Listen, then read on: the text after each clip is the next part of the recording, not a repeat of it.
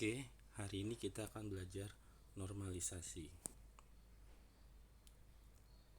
Ini materi yang kita pelajari, yaitu pertama adalah konsepnya, bentuk-bentuk normal, kenapa diperlukannya normalisasi, dan kita kemudian akan mempelajari studi kasus.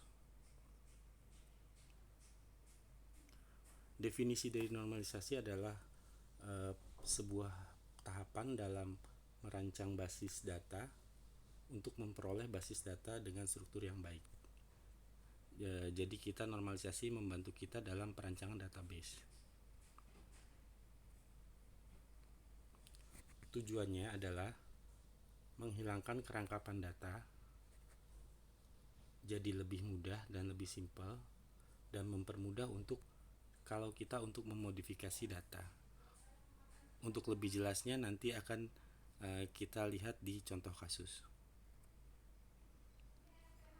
Pertama kita belajar dulu apa itu ketergantungan fungsional yang sangat diperlukan dalam belajar normalisasi. Contoh di sini adalah tabel T itu memiliki kolom A dan kolom B. Dituliskan notasi seperti ini. Jadi A itu menentukan atribut B. Jadi B sangat bergantung pada atribut A. Kalau pusing nanti mungkin kita bisa lihat di studi kasusnya. Contoh seperti ini adalah dalam tabel ini ada nama mata kuliah, NPM, nama siswa, dan indeks nilai. Ketergantungannya apa saja sih? Yaitu pertama, nama mahasiswa itu sangat bergantung dengan NPM. Kalau nilai itu bergantung dengan NPM dan nama mata kuliah. Sedangkan nama mata kuliah itu tidak bergantung kepada NPM. Seperti itu, ada garis tanda slash seperti ini.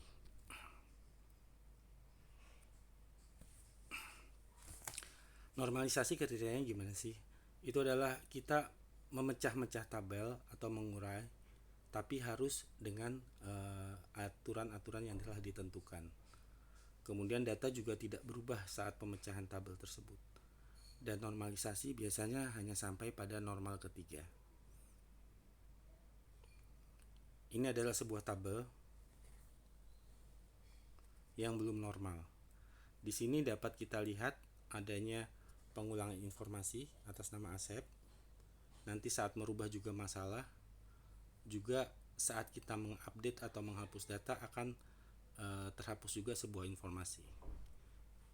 Kelemahan-kelemahan itu disebut namanya adalah anomali, yaitu saat menyisipkan data, mengubah data, dan menghapus data.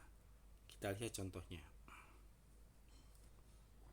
Misalkan di sini ada nama Asep. Saat kita mau menginput data Asep baru, maka semua data tersebut harus terisi sama persis dengan data yang sudah ada. NPM-nya, alamat, tanggal lahir, dan seterusnya. Saat kita salah mengisi tanggal lahir, maka nama Asep akan mempunyai 2 tanggal lahir. Itu anomali pada saat penyisipan data.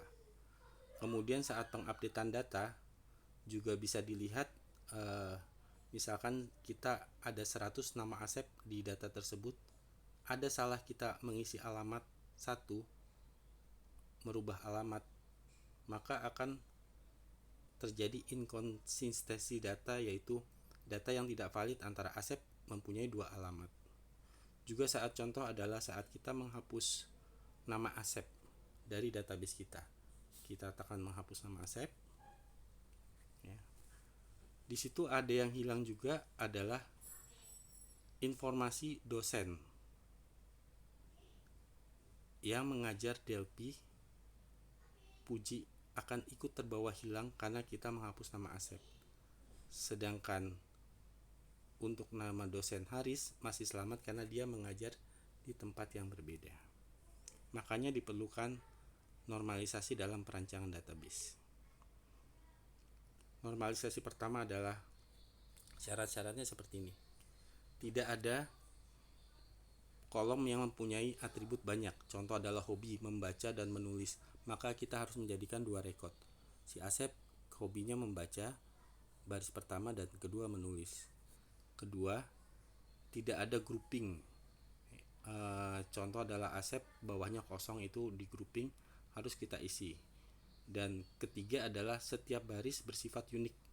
Jadi satu baris dalam sebuah tabel itu tidak ada data yang sama. Untuk yang kedua, ketergantungan fungsional. Semua data harus bergantung pada primary key-nya.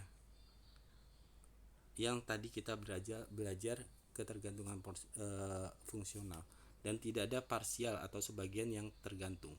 Jadi kita akan menghilangkan atau memisahkan data yang tidak bergantung secara primary key. Yang ketiga, kalau baca di sini mungkin agak bingung, nanti kita lihat contohnya adalah ketergantungan transisional. Jadi key semua harus bergantung pada primary key, tidak boleh bergantung pada kolom lain selain primary key. Contoh adalah studi kasus tabel nilai. Di sini adalah tabel yang belum normal. Di sini kita lihat ada grouping, ya. Ini maksudnya kan Welly, tapi di sini kosong. Di sini ada Bakri, tapi kosong. Nah, normalisasi ini untuk yang pertama kita cukup membuat menjadi sebuah baris yang unik tanpa ada grouping. Hasilnya adalah seperti ini. Welly kita copy lagi, dan Bakri juga kita copy lagi. Cukup mudah saya rasa untuk normalisasi pertama. Untuk normalisasi kedua adalah menghilangkan partial functional dependency. Jadi semua data harus bergantung pada primary key. Pertama kita memilih primary key-nya dahulu. Ini ada nomor mahasiswa. Kita perkirakan saja ada kode mata kuliah, juga ada kode dosen. Sekarang mulai dari nomor mahasiswa. Nomor mahasiswa. Nama mahasiswa sangat bergantung pada nomor mahasiswa. Begitu juga jurusan. Sedangkan kode mata kuliah tidak bergantung pada NPM. Nama mata kuliah juga, kode dosen juga tidak, nama dosen juga tidak. Sehingga akan terbuat satu tabel yang berisi tentang mahasiswa. Berikut juga kode mata kuliah akan berisi sampai dengan dosen. Untuk nilai dia akan berdiri sendiri. Tapi karena basis data adalah data yang berhubungan, nanti kita akan memindahkan semua primary key ke dalam tabel nilai. Hasilnya adalah seperti ini, ya. Ini tabel mahasiswa, ini tabel mata kuliah, dan ini tabel nilai. Ini merupakan primary key dari tabel mata kuliah, ini primary key dari tabel mahasiswa, dan ini merupakan tabel primary key dari tabel mahasiswa dan primary key dari tabel mata kuliah untuk menghubungkan dengan tabel nilai. Dari sini juga kita bisa melihat tadinya ada 6 baris nama Welly dan Bakri. Karena datanya sama, kita cukup membuat 2 baris, ya. Begitu juga dengan kode mata kuliah, tadinya 6 baris, kita membuat jadi hanya 4 baris. Untuk nilai, karena datanya tidak ada yang sama, maka datanya tetap 5 baris. Maka jadilah 2NF. Untuk 3NF syaratnya adalah kalau kita lihat di sini, semua ini sangat bergantung dengan NPM. Ini juga bergantung, ya, karena biasanya kalau udah 3 kolom itu tidak bisa dipecah lagi. Nah, kita lihat nama mata kuliah bergantung dengan kode mata kuliah. Kode dosen juga bergantung dengan kode mata kuliah. Tapi nama dosen ini tidak bergantung pada kode mata kuliah tapi pada kode dosen. Maka kita akan menghapus nama dosen ini, memisahkan ke tabel baru. Ini syarat dari normalisasi ketiga. Jadi secara berurutan harus sudah normal kedua dan seterusnya.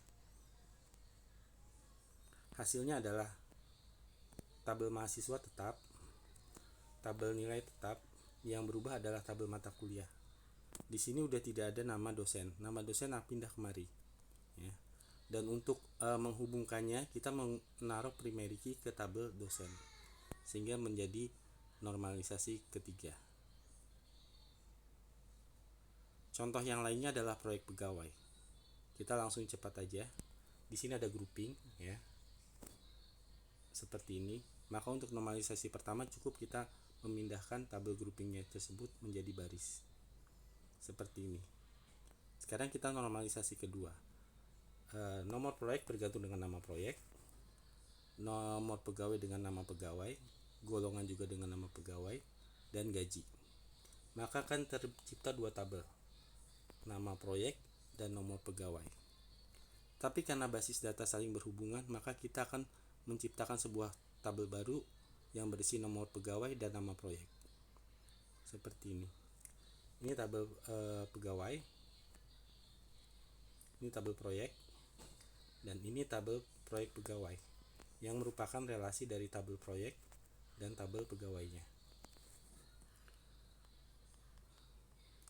Dari sini kita bisa melihat lagi apakah memecah menjadi normalisasi ketiga. Kalau ini sudah tidak bisa dipecah dan ini tidak bisa dipecah, jadi kita lihat. Nama pegawai sangat berhubungan. Golongan juga sangat berhubungan dengan nomor pegawai.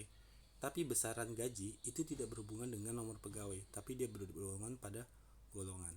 Sehingga kita akan menghapus besaran gaji menjadi tabel terpisah. Seperti ini. Ini tabel proyek tetap, ya. Tabel proyek pegawai tetap seperti yang 2NR, dan ini tabel pegawai. Kita lihat sudah tidak ada gaji, tapi gaji di sini. Dan ini untuk berhubungan kita tambahkan ini. Jadi semua tabel akan berhubungan dengan ini. Ya, kalau kita lihat di sini akan berhubungan dengan ini, nomor pegawai dengan ini, dan nomor proyek dengan ini. Jadi semua data saling berhubungan. Ini untuk latihan si karyawan. Juga ada latihan tiket yang bisa kalian kerjakan untuk melatih normalisasi. Ya, ini juga ada penjualan barang. Saya rasa cukup sampai sekian. Assalamualaikum warahmatullahi wabarakatuh.